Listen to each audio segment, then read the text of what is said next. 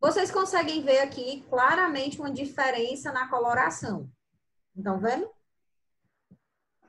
O que é que eu quero mostrar com isso? É que dentro de uma paisagem, né?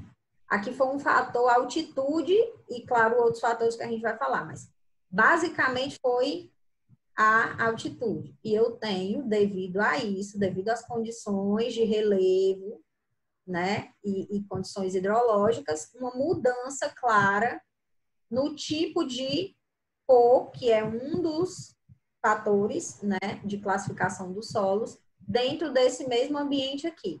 Então, é um recorte pequeno, digamos assim, né?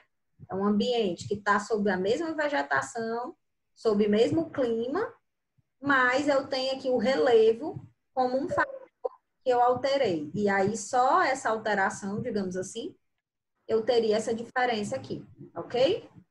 E aí, qual a tendência? Alguma dúvida, gente, até agora? Então, assim, quando eu falo em relação solo-paisagem, mais uma vez, nesse recorte que eu trouxe para vocês, eu tenho uma tendência que é natural, né? Dentro da classificação do solo, teoricamente, vocês já devem saber. Eu tenho, no meu sistema brasileiro de classificação, 13 classes de solos, né? Claro que eu tenho subclasses, mas falando das classes principais, né? Eu tenho latossolos, argissolos, cambissolos, neossolos e tal. Cada solo desse, ele tem uma característica, né? O grupo maior tem uma característica peculiar. E ele geralmente se desenvolve em áreas da paisagem, quando eu falo desse recorte que eu estou falando, diferentes, né? Então, eu tenho condições para formar um latossolo que são diferentes das condições, das combinações daquela equação para formar um agissolo ou um cambissolo. E essa condição, ela se dá geralmente num contexto de paisagem aproximado. Então, relacionar o tipo de solo à paisagem. Principalmente quando eu pego como paisagem uma condição de relevo. Ok? Até aí tudo bem? Então, por exemplo, qual é uma tendência? Essa imagem aqui, ela traz justamente uma tendência. Quando eu tenho solos planos, né, eu tenho predominantemente latossolos. À medida que eu aumento a declividade, tá aqui, ó, pela imagem e percentuais que vocês estão vendo aqui, eu aumento a erosão, aumento o escoamento superficial, aumento a probabilidade de deficiência hídrica, eu aumento o conteúdo de materiais primários e eu aumento a minha... Eu tenho uma tendência diferente de solos, eu tenho um tipo de solo diferente, ok? Então, à medida que eu tenho essas condições, a minha tendência é que eu tenha predomínio de solos mais jovens. Em resumo, é assim. Solo. Quem já fez pedologia, né, deve lembrar. Eu tenho um conceito de tempo um pouco diferente. Eu tenho o tempo cronológico, que é o de relógio, né? E eu tenho o tempo evolutivo. Às vezes são mais cronologicamente, porque tem um tempo de formação menor, né? Depende da era geológica que ele começou a ser, que aquela região tem, né? E ele tem o tempo evolutivo, que aí vai depender da intensidade desses fatores de formação do solo atuando, né? À medida que eu tenho um relevo mais acidentado, é mais difícil eu conseguir ter a atuação dos fatores de formação do solo de maneira que eles resultem num solo mais evoluído, né? Então, eu tenho solos geralmente mais jovens, em condições de relevo mais acentuado, maior declividade, e solos mais velhos, condições de relevo mais plano. O que é coerente com o que a gente falou na aula passada, né? Qual o objetivo da erosão? A erosão natural. Ela ocasiona o nivelamento, o aplanamento da superfície. Não era isso? Se eu tenho maior processo de aplanamento, eu tenho condições de maior entrada de água no perfil, de maior condição de maior intemperismo, e com isso, meu solo se forma mais rápido, eu tenho um solo mais evoluído, diferente de uma condição que não me permite ter a atuação desses fatores. Mas, bem, vamos passando aqui que vocês vão compreender. Então, assim, considerando, né, as classes de solo que nós temos, de uma maneira geral, existe uma relação parecida com essa aqui. Isso é uma topossequência, né? Imagine que aqui eu tenho a área com maior altitude e eu tenho essa redução dessa altitude até chegar ao leito do rio. Aqui é o rio. Ó. Leito do rio, leito menor, leito maior. E aqui eu tenho uma região, né, de altitude. Representando essa paisagem aqui, essa topossequência, esse relevo, eu tenho características que fazem com que dentro do mesmo ambiente eu tenha tipos de solos particulares, né, distintos. Geralmente acontece dessa forma. Ah, Edneide, como assim? Vamos lá. Quando a gente falou de fator de formação do solo, na equaçãozinha, eu disse que o solo, para ser formado, ele é uma combinação de clima, organismos, que mais? Relevo, num tempo, sob o material de origem. Né? Então, eu tenho um material de origem que está num determinado clima, sob um determinado relevo, por um determinado tempo, com o clima e os organismos atuando em cima desse negócio. E isso vai gerar um solo. O que é que vai me dizer que esse solo é um latossolo ou um argissolo? É a combinação, o peso que cada fator teve dentro desse ambiente. Mas, sendo assim, de um modo geral, né, dependendo do quanto esses fatores separadamente têm impacto, eu vou ter determinado tipo de solo. Como assim, Ednei? Digamos que essa consequência aqui, ela tem o mesmo material de origem. Eu tenho aqui um material de origem, certo? Aqui, ó, imagine aqui, ó, rocha, rocha, rocha. Todo mundo tá vendo? É um material de origem. Como está em altitude, vocês podem dizer para mim que eu vou ter um solo aqui que é formado e ao longo do tempo, naturalmente, ele vai ser erodido, não é isso? Ele não vai descer? Vai, porque o processo erosivo é natural, existe a lei da gravidade, por mais que eu tenha cobertura do solo aqui e tal, ele vai acabar sendo perdido na região mais baixa. Então, ó, nessa região aqui, eu vou ter menos influência da rocha. Por quê? Porque eu já tenho um novo material aqui de origem, que seria um material sedimentar. Concordam com isso? Que veio lá de cima. É sempre assim que acontece no topossequência. Então, eu tenho aqui o material rochoso, tenho geralmente afloramento aqui na base, em cima eu tenho um tipo de solo, embaixo, meu material de origem, que origina o solo superficial, não quer dizer que a rocha esteja embaixo, ela geralmente resultante da erosão que veio de cima. Então, considerando isso aqui, eu vou ter, geralmente, essa sequência de solos aqui. Onde está um aqui, ó, geralmente vão ter latossolos. Por quê? Então, numa região plana. Aí nós vamos falar. E o que é um latossolo? Alguém aqui sabe as características de um latossolo? Pularam essa aula de pedologia? Eu ainda nem tive aula de pedologia. Rapaz, também foi só tu, Vanessa. Tu e a Nayane, eu acho.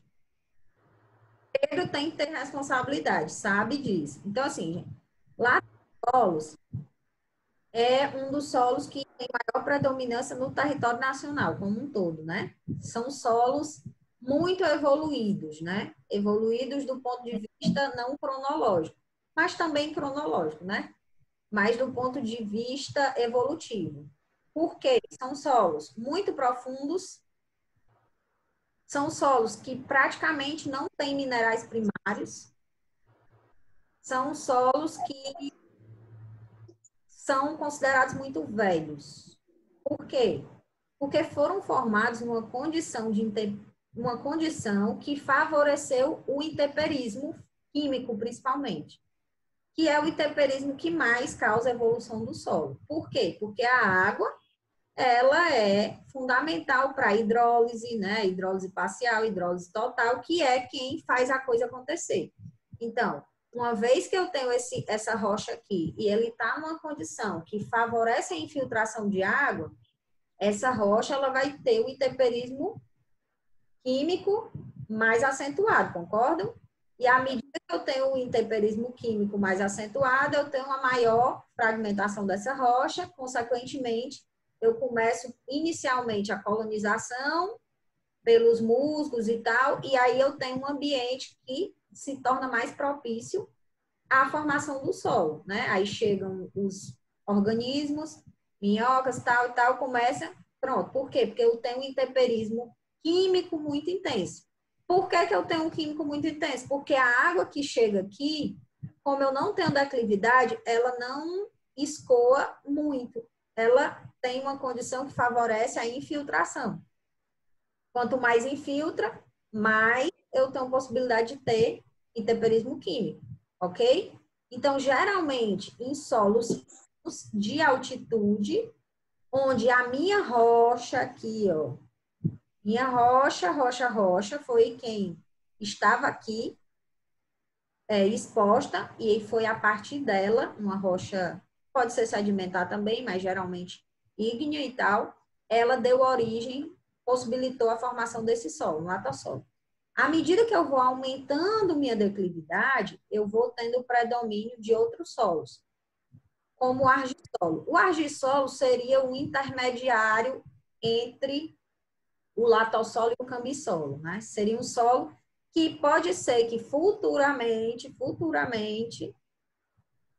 evoluísse, mas ele pode evoluir, inclusive para ele pode aparecer nessa condição aqui de declividade que, inclusive, um latossolo pode ser formado.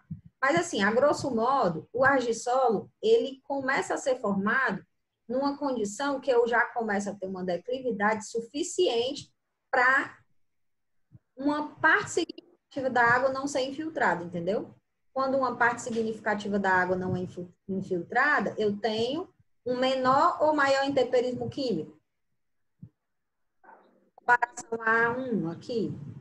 Menor. Esse 2, menor, né? Então, eu tenho uma condição de lavagem do solo, né? De entrada de água, de percolação menor do que se eu tivesse nessa condição. Então, eu tenho um solo que vai refletir justamente essas características. É um solo que ainda está, digamos assim, acumulando argila no seu horizonte B, que é o horizonte diagnóstico, classificação. É um solo que pode ter um horizonte, que tem um horizonte superficial, com uma textura diferente do horizonte subsuperficial, que é o B. Então, tudo por quê? Porque o intemperismo aqui, químico, ele é menor do que esse aqui.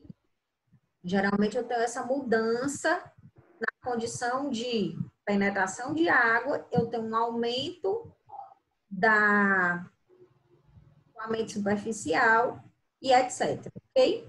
Aqui no 3, para a gente se adiantar, eu tenho geralmente cambissolos. Cambissolos, o nome cambi vem de troca. Se vocês lembrarem, né? A etimologia da palavra cambi vem de troca. E aí é um solo que ele ainda é muito jovem, né? Ele só não é mais jovem do que os neossolos, porque o nome já diz, né? O que é de novo.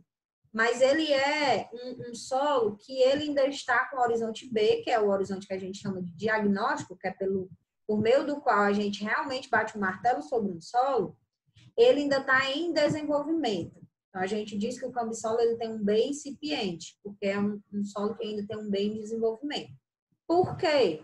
Porque essa declividade aqui, ela favorece a perda muito significativa de água.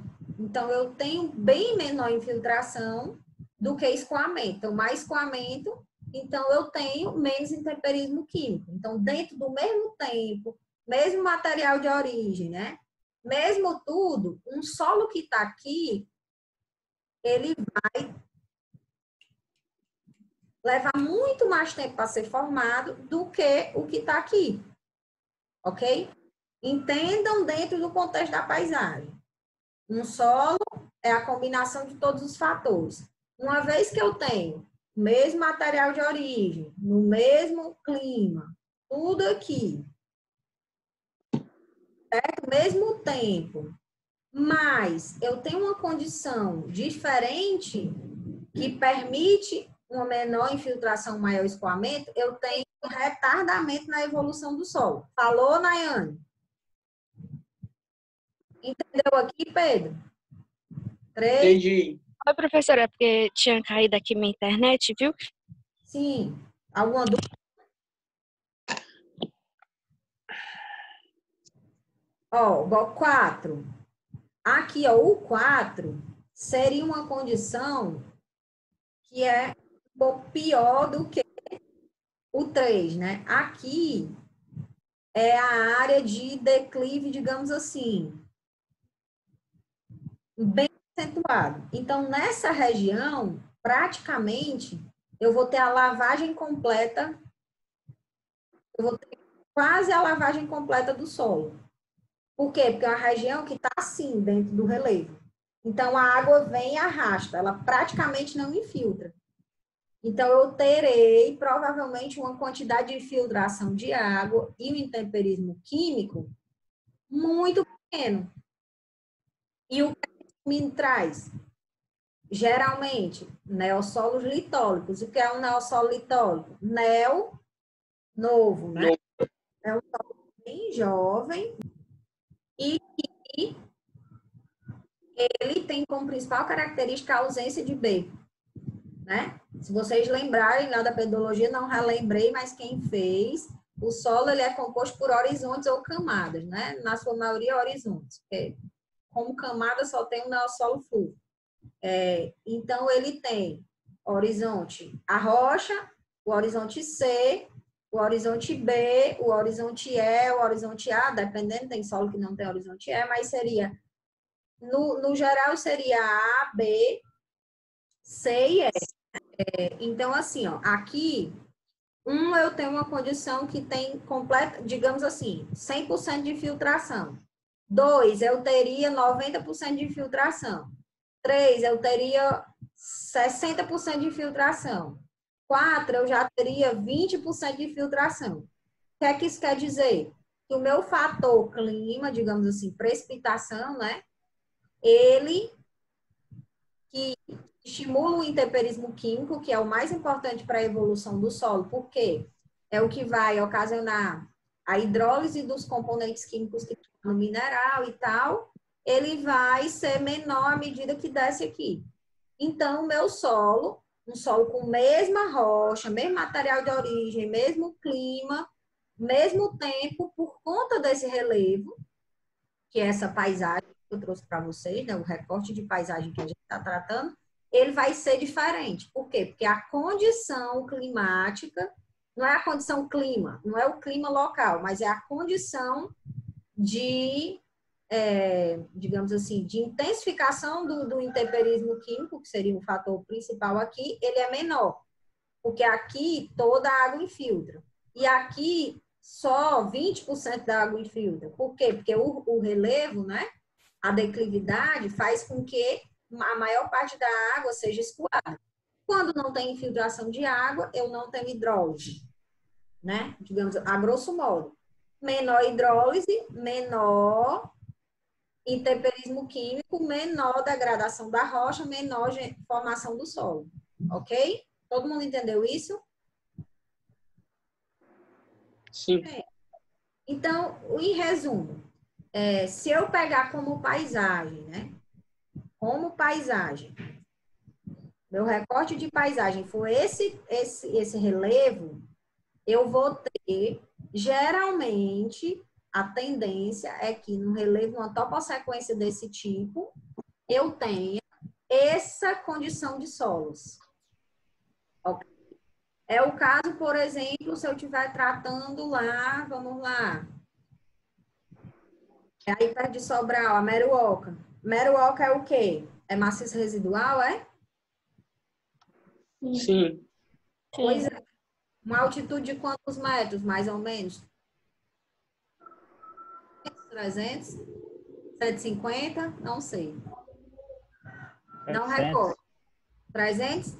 Ah, pois é. Então, ó, nessa condição, né, se eu fizer ali na borda dela uma topossequência, provavelmente eu vou ter na base lá, né, no planalto, na parte plana, domínio de latossolos, e à medida que eu for tendo maior declividade, eu tenho o argissolo, o cambissolo e o É o neossolo, solo.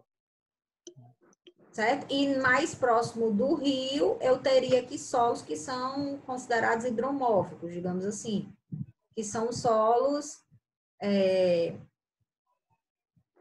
digamos, que tem por algum período, ou são completamente, ou tem por um período condição de encharcamento, e aí vão possibilitar processos, né, que vão resultar em classes diferentes. Mas, o que foi que tu encontrou? Tu fez no teu trabalho essa avaliação do solo em relação a uma topossequência? Ou foi outro sentido que tu deu a essa relação solo-paisagem no teu trabalho? Sim, professor, o nosso trabalho ele foi mais da parte, eu posso dizer, superficial, né, da camada. A gente não fez aquela, como você explicou aí, né, essa topossequência. A gente não teve uma sequência assim, a gente selecionou apenas duas áreas, né, uma área que predominasse o argissolo e a outra o neossolo, né, no caso, eu acho que, aliás, no caso, o neossolo quartzo arênico, né, a professora Simone detectou que fosse do tipo quartzo arênico. E lá Pois a é, parte de cima, mas esse quartzo arênico, ele estava localizado onde? esse neossolo ele está localizado na parte mais baixa. Geralmente os neossolos são na parte mais baixa, né? Mesmo o quartzo arênico, porque Isso. o quartzo arênico, ele é resultante principalmente de rochas sedimentares. Uhum.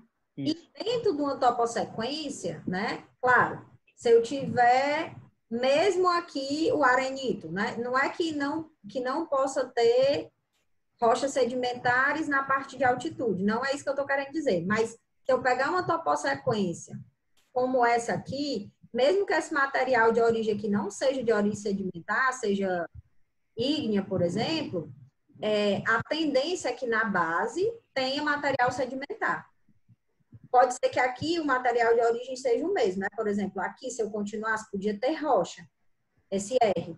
Mas a tendência aqui na superfície, você tem acúmulo de material sedimentar que veio de cima, com um processo erosivo. Então, geralmente, os neossolos, mesmo os quartzarênicos, eles vão estar nessa parte onde teve acúmulo de material sedimentar. Lá da tua topossequência, pode ser que justamente seja nessa região. E provavelmente o argissolo, tu deve ter essa condição aqui, Isso. né? A parte mais Não úmida. exatamente no topo, mas nessa área aqui que já começa a ter uma declividade mais acentuada. Tipo, 8 a 20%, você já consegue ter argissolo, né? Uma condição que seria parecida com essa aqui. Não, Adneide, você está voltando. É isso? Mas nesse caso, e assim, vocês avaliaram isso. Qual o objetivo principal? Era fazer alguma correlação entre o solo e a paisagem em si, ou vocês tinham um objetivo? Qual era o É, foco, o enfoque que tu quis dar? o nosso título é esse, né? Esse que você está tratando aí na a discussão, né? Relação solo-paisagem, né? Aí a gente estava, tá ouvindo? Ou sim, Estava analisando também a questão também do tipo de cultura, né? Como você retratou no início, eu perdi aí o começo, porque teve aqui uma queda também na internet. E aí a gente também está analisando essa potencialidade, né? E essa suscetibilidade, porque os neossolos também são muito suscetíveis, né? Por mais que também os solos também sejam. ambiental, no caso. Então, a gente comprovou, né, essa potencialidade e essa suscetibilidade, né, que era um dos nossos objetivos, no caso geral. Tentamos fazer essa relação do solo com a paisagem, né, porque como também nós somos da geografia, né, e aí a gente prezou a categoria, no caso, paisagem. De início, a gente já vinha tratando isso, né, você até analisou um trabalho meu, né, na pós-graduação, né, no caso, eu, professora Simone e professora Cleire, eram os autores, e aí a gente já tratava isso de início, mas teve uma mudança depois, né, porque a gente queria fazer, era Sobral e Meruoca de início, né, mas aí o tempo, ele não permite, né, a gente Pois é, assim, por melhor ficar com a Meruoca, né, e tínhamos outras propostas, mas... assim, para você, quando eu falo relação solo-paisagem, lembrem do começo, né? Quando eu comecei a falar. Para a gênese do solo, eu tenho um papel do clima, da vegetação, sobre essa gênese. No entanto, quando o solo ele está formado, aqui, digamos que para formar um latossolo, eu preciso dessa condição aqui. Muita precipitação, um solo plano que permita a infiltração de água e tal. Bonitinho. Mas uma vez que eu tenho o latossolo aqui, esse latossolo ele já vai influenciar diretamente a vegetação aqui. E uma vez esse solo aqui, eu quebro o equilíbrio ecológico aqui e eu posso usar, inclusive, a degradação completa desse ambiente. Para vocês verem como é louco, né? Eu preciso de uma condição clima que interfere, que fomenta que determina uma vegetação que condiciona a formação do solo, como um fator de formação do solo. Mas uma vez que esse solo está formado, dependendo do manejo que eu fizer nele, eu posso degradar a vegetação natural sob aquele clima. Então, é bem, né, saber disso, conhecer o solo, as particularidades